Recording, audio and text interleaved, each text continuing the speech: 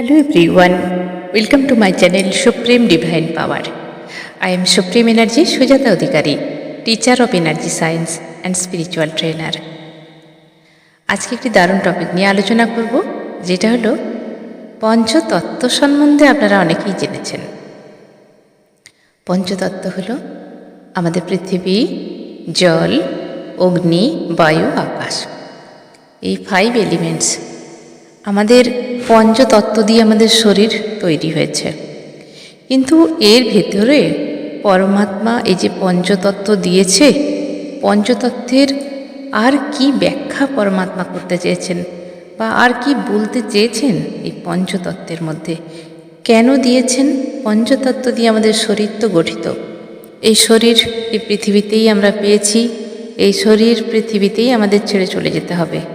কিন্তু পঞ্চতত্ত্বের মধ্যে আছে আরও 5টা জ্ঞান, যে জ্ঞান হয়তো আপনারা অনেকে এখনও জানেননি। তো সেই জ্ঞান নিয়ে আজকে আলোচনা করব। পঞ্চতত্ত্বের মধ্যে কী জ্ঞান লুকিয়ে আছে, পরমাত্মা কী আমাদের করতে বলেছেন।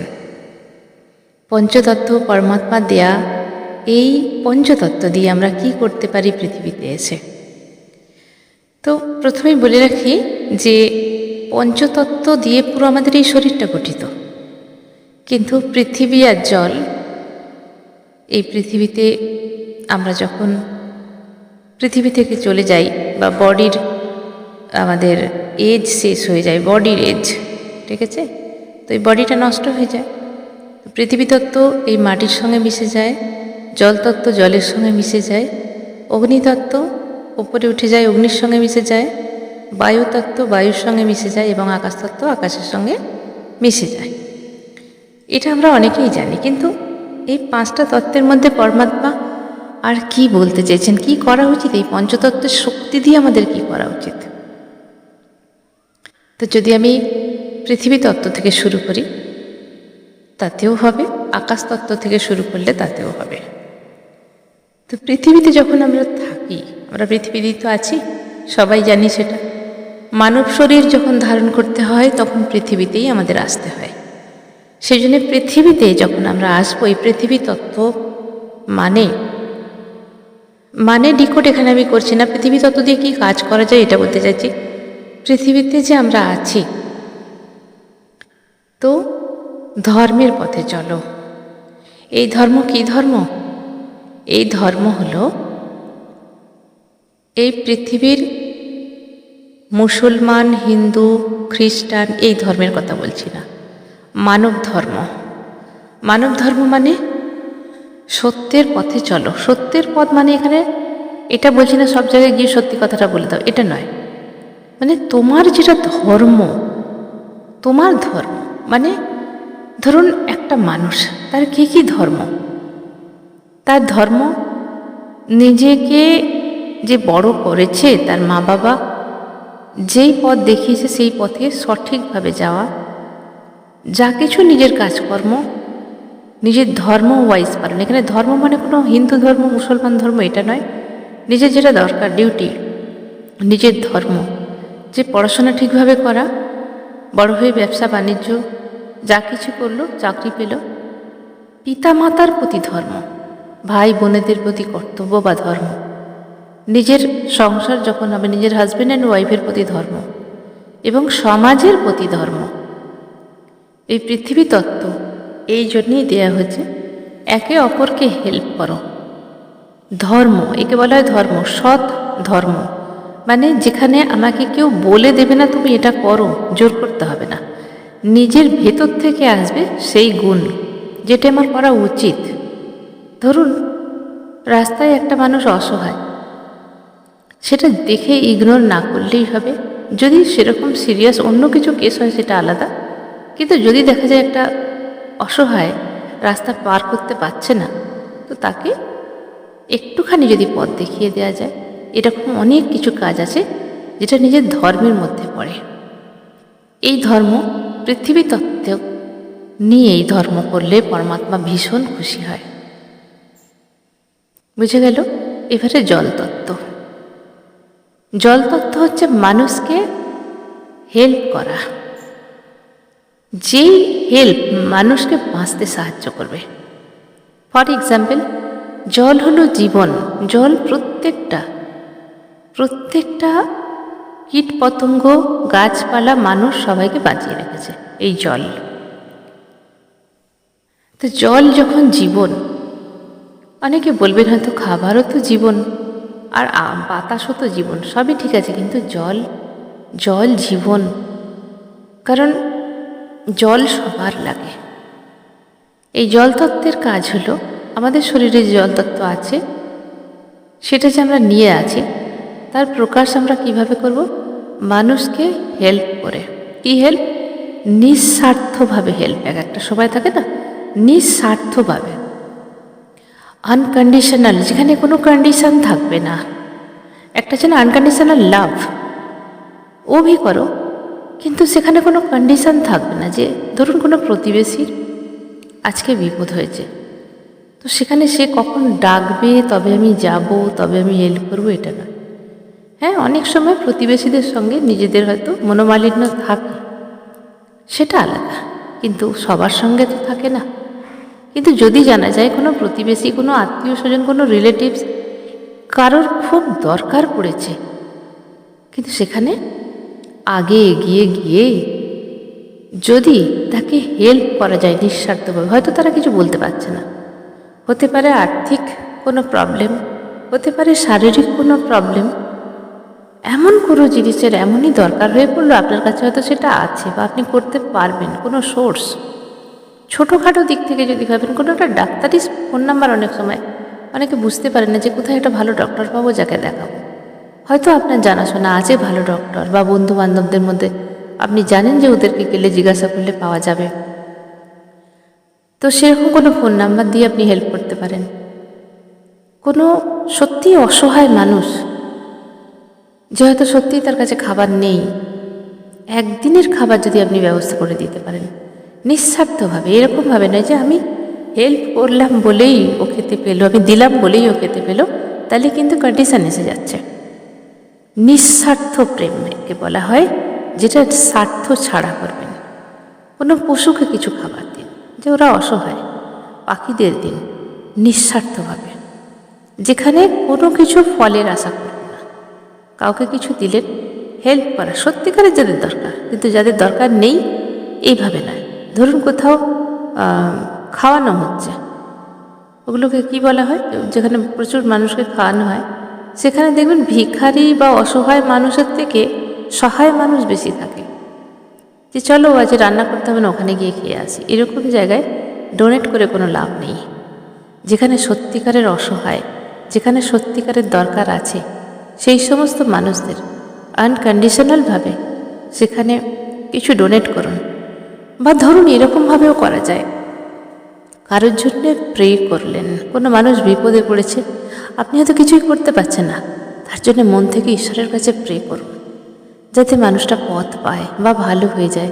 ধরুন শারীরিক অসুস্থ আছে, তার জন্য প্রে করুন না মন থেকে, যাতে তার সংসারটা বেঁচে যায়।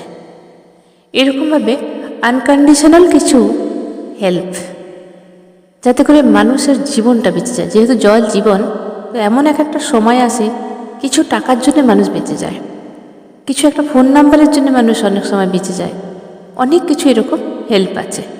তো সেই হেল্প নিঃস্বার্থভাবে যদি আপনি করেন, তাহলে জলতত্ত্ব যে আমাদের শরীরে আছে, পরমাত্মা ভীষণ খুশি হয়। এরপরে আসছে অগ্নিতত্ত্ব। অগ্নিতত্ত্বর কাজ হলো বলপূর্বক কোনো কিছু কাজ। অগ্নি মানে অনেক শক্তি, যার মধ্যে অগ্নিতত্ত্ব বেশি আছে, ভালো আছে, ব্যালেন্সে আছে, জানেন সেই মানুষের গায়ে অনেক শক্তি আছে এবং তার আর্থিক যে পরিস্থিতি, আর্থিক কাঠামোটাও ঠিকঠাক আছে। তো পরমাত্মা আমাদের শরীরে যে এই অগ্নিতত্ত্বটা দিয়েছেন, এখান থেকে পরমাত্মা চাইছে তুমি কি কাজ করো, বলপূর্বক কোনো কাজ। ধরুন কোনো মানুষকে ডক্টরের কাছে নিয়ে যেতে হবে, তাকে কেউ নিয়ে যাচ্ছে না, তো আপনি যদি সময় করে বা সময় না পেলে তার জন্য একটা ব্যবস্থা করে দেন, যে আমি একটা গাড়ি ভাড়া করে দিচ্ছি, তুমি ডক্টর দেখিয়ে আসুন। হয়তো আপনার পরিচিত কেউ, বাড়ির লোক হতে পারে, আশপাশের কোনো মানুষ হতে পারে। এরকম ধরুন একটা মানুষ রাস্তা পার করতে পারছে না, যদি তাকে আপনি হাতটা ধরে পার করে দেন। ধরুন অনেকটা জিনিসপত্র নিয়ে একটা মানুষ হয়তো পারছে না আসতে, অসহায় লাগছে, পাচ্ছে না, তার কাছে অতটা শক্তি নেই, তো আপনি তাকে একটা ব্যাগ নিয়ে হেল্প করে দিতে পারেন। আপনার জানাশোনা কেউ হতে হবে অবশ্যই, যাকে একটু চেনেন হয়তো, কিন্তু অসহায় বা অন্যমনস্ক অন্য মানুষকে তো আমরা এইভাবে হেল্প করতে পারি না যে অপরিচিত হয়, এরকমভাবে হেল্প করতে পারেন। এছাড়া অন্য পরিচিত অপরিচিত মানুষগুলোকে কিভাবে হেল্প করবেন? ধরুন একটা কেউ ভ্যান নিয়ে যাচ্ছে, ভ্যানে এতটাই মেটেরিয়াল আছে যে এই মানুষটা একা টানতে পারছে না, সেটা একটা উঁচু জায়গা, নিচের থেকে উঁচুতে উঠতে হবে।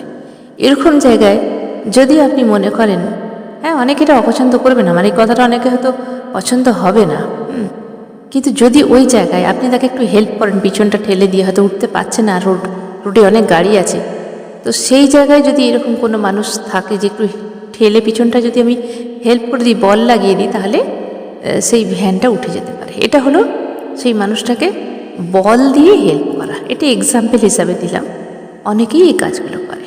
তবে যারা করতে চান না তারা আমার কথাগুলো নেবেন না, কিন্তু অন্যরকমভাবে নিয়ে উল্টো কমেন্টটা করবেন না, এটা জাস্ট এক্সাম্পল। তো এইভাবে ধরুন অনেক কিছু এরকম জিনিস আছে যেগুলো আমাদের বল প্রয়োগ করে করতে হয়। ধরুন রাস্তায় একটা গাছ পড়ে গেছে, সবাই যাচ্ছে আসছে, গাছটাকে কেউ সরাচ্ছে না, সেখানে যদি 2-4 জন মিলে ওই গাছটাকে কেটে সরিয়ে দিয়ে রাস্তাটা পরিষ্কার করে দেওয়া যায়, কখন মিউনিসিপ্যালিটির লোক আসবে তবে করবে? সেটা অনেক বড় গাছ হলে ঠিক আছে, কিন্তু ছোটোখাটো কোনো গাছ হলে, মিডিয়াম গাছ হলে, সেগুলো যদি সবাই মিলে বলপূর্বক ওটাকে পরিষ্কার করে দেওয়া যায়, তাহলে এটা সমাজের কাজ হলো, মানুষের জন্য কাজ হলো, অনেক উপকার হলো মানুষের। এরকমভাবে দেখবেন আমাদের সমাজে এরকম অনেক কিছু কাজ আছে যা বলপূর্বক করা যায়। কোনো মানুষ অসুস্থ হয়েছে, বাড়ির কোনো মানুষ অসুস্থ হয়েছে, হয়তো হঠাৎ করেই প্যারালাইজড হয়ে গেছে বা স্ট্রোক হয়েছে, তাকে কোনো রকমে ধরে বা চাগিয়ে সবাই মিলে ধরে গাড়িতে বসিয়ে তাকে হসপিটালাইজড করলেন, এটাও একটা বলপূর্বক কাজ হলো। তো এই অগ্নিতত্ত্ব এখানে কাজে আসে, এবং এই কাজগুলো করলে পরমাত্মা ভীষণ খুশি হয়। অগ্নিতত্ত্বের বদলে এই কাজ আমরা যদি করে থাকি। এরপরে আমাদের আসছে বায়ুতত্ত্ব। এই বায়ুতত্ত্ব আমাদের ভীষণ চালাকির পরিচয় দেয়। চালাক মানে আমরা যদি সবসময় সব জায়গায় বোকা হয়ে থাকি, হাঁদা হয়ে থাকি, আমাদেরকে কেউ ঠকিয়ে দিতে পারে। এরকম চালাক হতে বলছি না, যেই চালাকি মানুষের ক্ষতি করবে। কিছু চালাকি আছে যেখানে মানুষকে বাঁচানো যায় চালাকি করে, যেখানে এমন কিছু কথা বললে চালাকি করে সেই জায়গা থেকে বেঁচে ফেরা যায়, বা সেখানে কাজটা হাসিল করিয়ে নিয়ে যায় তাড়াতাড়ি। এরকম কিছু এমন কিছু চালাকি কাজ করতে হবে যেখানে কারোর ক্ষতি হবে না, কিন্তু কাজগুলো সুন্দরভাবে হবে, যেখানে বুদ্ধি খাটিয়ে কাজ যাকে বলে। এটা চালাকি বলছি বটে, কিন্তু এটাকে বলা হয় বুদ্ধি খাটিয়ে যদি আমরা কোনো কাজ করি। এক সময় আমাদের হাতে সময় থাকে না, বুদ্ধি খাটিয়ে এমন কোনো কাজ করো যে মানুষের উপকারও হবে, নিজেরও উপকার হবে, সব কিছু ভালো হবে। এইগুলো এটাকে ঠিক চালাকি বলে না, চালাকি অন্য জিনিস, কিন্তু এখানে বলা হচ্ছে আপনার যে বুদ্ধি আছে সেই বুদ্ধিটাকে খাটিয়ে নিজের জন্য এবং অপরের জন্য যদি কিছু করা যায়। বুদ্ধি খাটিয়ে অপরের জন্য অনেক কিছুই করা যায়। আমাদের সমাজে এরকম অনেক কাজ আছে, কিন্তু বেশিরভাগ ক্রিটিক্যাল বুদ্ধি যদি কাটিয়ে লাগানো যায় তাহলে মানুষ ভুল বুঝবে বা অনেকটা অপোজিট রেজাল্ট আসতে পারে। কারণ অনেকেই ভাববে যে নিজের স্বার্থের জন্য করছে। তো বুদ্ধি খাটিয়ে মানুষের কিছু উপকার করা, এরকম অনেক কিছু আছে। ধরুন কাউকে আপনি হেল্প করতে চাইছেন, সে হয়তো হেল্প নিতে একটু লজ্জা ফিল করছে, তো অন্যভাবে তাকে বুদ্ধি খাটিয়ে অন্যভাবে তাকে হেল্প করা যায়, যাতে তারও না অসুবিধে পড়ে, সেও সেই হেল্পটা নিতে পারে। ঠিক এরকম সিচুয়েশন যখন থাকবে, এইভাবে যদি আমরা করি, বুদ্ধি খাটিয়ে কিছু কাজ করি, বুদ্ধি খাটিয়ে সমাজে একটা ভালো কাজ করলাম, যে চলো সবাই মিলে কিছু কিছু টাকা দিয়ে এই জায়গায় এই জিনিসটা আমাদের সবার জন্য তৈরি করি, এগুলোকে বলা হয় বুদ্ধি খাটিয়ে কিছু সমাজ কল্যাণের জন্য কাজ। তো এতে পরমাত্মা ভীষণ খুশি হয়। এরপরে আসছে আকাশ তত্ত্ব, সবচেয়ে বড় তত্ত্ব আকাশ তত্ত্ব। এই আকাশ তত্ত্ব মানে হচ্ছে জ্ঞান দান করা। কোন জ্ঞান? যেই জ্ঞান অযথা হবে না, যেই জ্ঞান মানুষের কল্যাণের কাজে লাগবে। পরমাত্মা মানুষকে অনেক কিছু জ্ঞান দেন। তার কাছে দেখবেন এক একটা মানুষের কাছে জ্ঞানের ভাণ্ডার থাকে। এক একটা মানুষ ধ্যান মেডিটেশন করে পরমাত্মার থেকে কিছু জ্ঞান নিতে পারে। অনেকে বই পড়ে জ্ঞান নেন, অনেকের অনেক কিছুভাবে জ্ঞান থাকে, ভালো কিছু নলেজ থাকে। কারোর বই পড়াশোনার দিক থেকে নলেজ, কারোর স্পিরিচুয়াল নলেজ থাকে, কারোর মেকানিক্যাল নলেজ থাকে। যে কোনোভাবে কম্পিউটারে কিছু অনেকে পারছে না, তাকে একটু কাউকে হেল্প করে দেয়া। এছাড়া ফোন হয়তো অনেকেই স্মার্টফোন আমরা চালাই, কিন্তু অনেক মানুষ ঠিকভাবে তাকে ক্যালকুলেট করতে পারে না, সেগুলোতে যদি একটু হেল্প করে দেওয়া যায়। সব থেকে বড় হচ্ছে জ্ঞান দান, মানে মানুষকে ঘুম থেকে জাগানো। যেই মানুষগুলো এখনও জ্ঞান মার্গের পথে আসেনি, যেখানে একটু মানুষের কথা ভাবা, একটু হোলি বুক পড়া, আমাদের ধর্মগ্রন্থগুলো যদি পড়া যায় ঠিকভাবে, সেখান থেকে কিছু জ্ঞান যদি মানুষকে দেয়া যায় যতটুকু দরকার। আমি বলেছিলাম না যে জ্ঞান পাত্র আগে হতে হবে, নাহলে কিন্তু জ্ঞান নেওয়া যাবে না। একটা ভিডিওতে আমি বলেছিলাম জ্ঞান নিতে গেলে আগে জ্ঞান পাত্র তৈরি করতে হবে, হতে হবে। তো ঝপঝপ করে কাউকে আবার জ্ঞান দেওয়া যাবে না। সেই জ্ঞান অনেকে নিতেও পারে, নাও পারে। যার যেখানে যতটুকু দরকার তাকে সেটুকু জ্ঞান যদি দেওয়া যায়। ধরুন একটা বাচ্চা ছেলে পড়াশোনা করে, তার কাছে হয়তো সেভাবে টিউশন নেই, তো সে কিছু ইংলিশ পড়তে পারছে না বা কোনো ম্যাথে তার অসুবিধা হচ্ছে, সেখানে যদি আপনি একটু হেল্প করে দেন, এটাকে বলা হয় জ্ঞান দান। এছাড়া যদি স্পিরিচুয়ালিটিতে কেউ আসেন, আপনার মধ্যে থাকবে অনেক নলেজ, সেই নলেজ আপনি জগৎ কল্যাণের জন্য কিছু কিছু সেই জ্ঞান আপনি কোথাও দিতে পারেন, অল্প অল্প করে মানুষ যতটুকু নিতে পারবে। কারণ স্পিরিচুয়াল জ্ঞান বহুত হাই লেভেলের যদি দিয়ে ফেলেন শুরুতে, মানুষ নিতে পারবে না। কারণ সাধারণ মানুষের দোষ নেই, সাধারণ মানুষের মধ্যে সেটুকু বোঝার শক্তি থাকবে না। স্পিরিচুয়াল জ্ঞান একদম বেসিক লেভেল থেকে শুরু করে একটু একটু একটু একটু করে মানুষের ভেতরে জাগরণ সৃষ্টি হয়, তারপরে হাই লেভেলের স্পিরিচুয়ালিটি মানুষ নলেজে আসে। তো সেই জন্য জ্ঞান দান, যে কোনো বিষয়ে জ্ঞান দান যতটুকু দরকার মানুষের। ওভার জ্ঞান দিলে কী হবে? ওভার নলেজ যখন হয়ে যাবে তখন মানুষ নেবে না, কোনো কিছু ভ্যালু থাকবে না। ঠিক সেরকম তো জ্ঞান দান যদি করেন নিঃস্বার্থভাবে, যেগুলো বললাম সব কিছু নিঃস্বার্থভাবে, যেখানে কোনো স্বার্থ থাকবে না, তাহলে পরমাত্মা ভীষণ খুশি হয়। ধরুন জগৎ কল্যাণের জন্য কোনো মানুষের কাছে ভালো একটা জ্ঞান আছে, সে সেটা যদি করে খুব ভালো হবে। অনেক মানুষকে উপদেশ দেয়া যায় ভালো ভালো, সেগুলো যদি দেয় তাহলে ভালো হবে, পরমাত্মা এতে ভীষণ খুশি হয়। তাহলে আমাদের শরীরে যে পঞ্চপ্রাণ আছে, পঞ্চতত্ত্ব আছে, পঞ্চতত্ত্বের মধ্যে এই যে বডি বানানো হয়েছে, পরমাত্মা বানিয়েছেন, এই পঞ্চতত্ত্ব দিয়ে কি কি কাজ করা যায়, তাহলে পরমাত্মা খুশি হয়ে যাবে। এই কাজগুলো পঞ্চতত্ত্বের মধ্যে পড়ছে, আপনি তার মধ্যে একটা তত্ত্ব দিয়েও কাজ করতে পারেন, যে কোনো একটা তত্ত্ব দিয়েও করতে পারেন, দুটো দিয়ে করতে পারেন, 3টে 4টে 5টা। পরমাত্মা 5টা আপনাকে কাজের জন্য আপনাকে 5টা টুলস দিয়েছেন। পৃথিবী তত্ত্ব, জল তত্ত্ব, অগ্নিতত্ত্ব, বায়ুতত্ত্ব এবং আকাশ তত্ত্ব, 5টা টুলস আপনাকে দিয়েছে।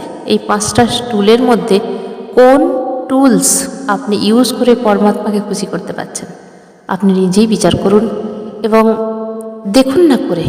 পরমাত্মা যদি আনন্দ হয়, পরমাত্মা যদি আনন্দ দিতে পারেন পরমাত্মাকে এগুলো করে, তাহলে পরমাত্মা ভীষণ খুশি হবে, আর সেই খুশি সর্বপ্রথম আপনাকেই দেবে। তাহলে কোন তত্ত্ব দিয়ে আপনি কাজ করছেন অবশ্যই কমেন্টে জানাবেন, তাহলে আমি ভীষণ খুশি হব। তাহলে আজকের ভিডিও এটুকুই ছিল। আজকের ভিডিও এটুকু এখানেই শেষ করলাম। সবাই ভালো থাকবেন, দারুণ থাকবেন, আনন্দে থাকবেন। ধন্যবাদ।